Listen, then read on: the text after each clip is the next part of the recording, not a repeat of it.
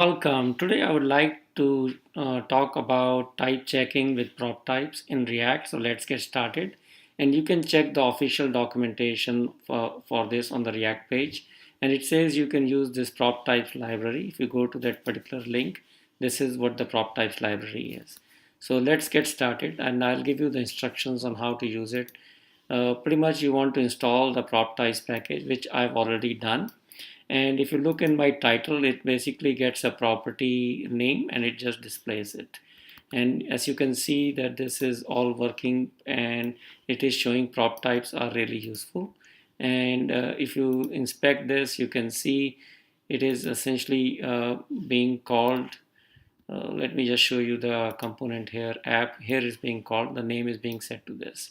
So this is all well and good, but let's say you wanted to make it a little bit more robust so you can catch some problems. So that's why we imported this prop type. So I'm going to copy this into my title and let's just do that. So what I'm saying here is that we expect the title component, prop types, and one of the properties, and its prop type should be a function.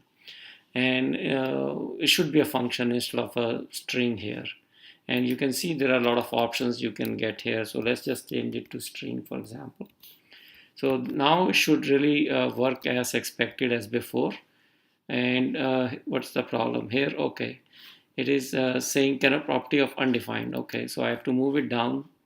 So let's just move it down after this. And here you can see it is working as before. But what did we gain from all this? Basically what we gained is we can specify that the property type should be of some particular value. So let's say we wanted to just specify that the property type should be a func. And now if we did that, you can see it is complaining now that a string is supplied instead of a function. So let's say we wanted to fix this and we wanted to provide a function. So we can just change this name to be a function call, but then wherever it's being called, where you have to specify a function. So let's just say I will change this to give it an arrow function here, which basically returns the same string, but now it is a function. So if I did that, it should all work because it's a function now, and this is all working and expected. But as you can see in your components for various property types, you can specify what to expect.